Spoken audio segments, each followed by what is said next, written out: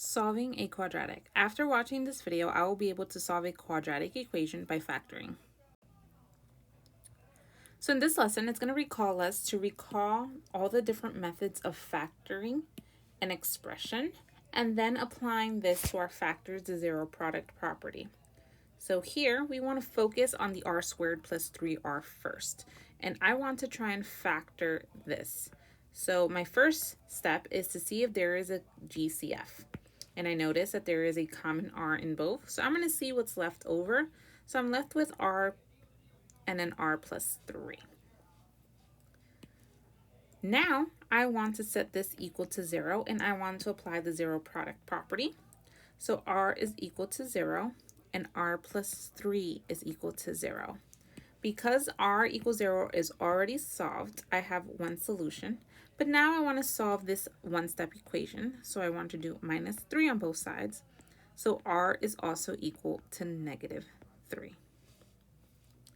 In my next problem, however, I see that there is no GCF.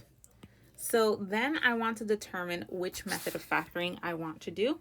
Because the leading coefficient is just 1, I can find the factors of 36 that add up to equal negative 12. So I'm going to list factors of 36. So 36,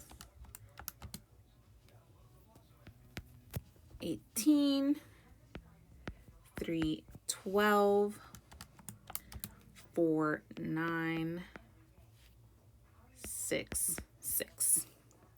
And it has to add up to give me a negative number, so that means both of the factors have to be negative, which means that the only one could be is negative 6 and negative 6. So I am going to fill in my two parentheses with negative 6, negative 6. Once you factor down this expression, we can set each factor equal to 0. So I can say x is equal to 6 and x is equal to 6. X is equal to minus 6. And now solve these two equations. Notice that in this case, even though I have two separate factors, I end up with the same one because the two factors are exactly the same. So x equals 6 is the only possible solution for this particular example.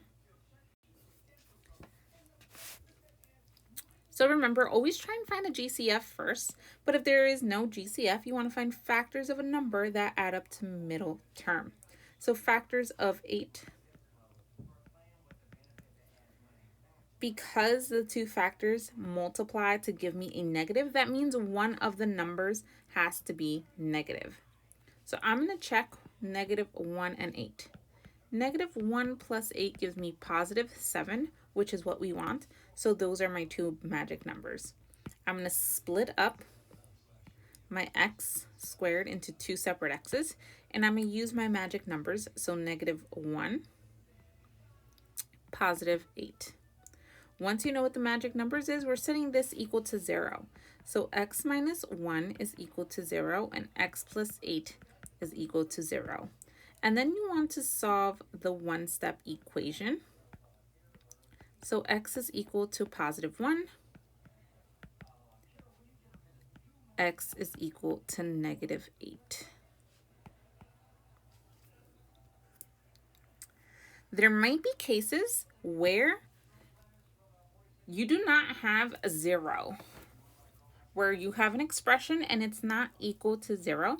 So your first step is to get it equal to 0 by doing the inverse. So I'm going to add 4 on both sides so that I can get the expression, a quadratic on one side and the 0 on the other side. 2 plus 4 is positive 6. And now that I have it equal to 0, I can factor this expression. So factors of 6 that add up to be 7 will be 1 and 6. So I'm going to split up the v. And now that I've factored the expression, I can solve each individual equation for v.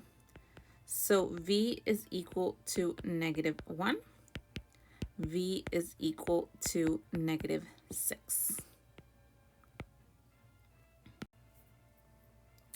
So you should pause your video, try and do these two problems, then press play to see if the answer is correct. Pause your video now.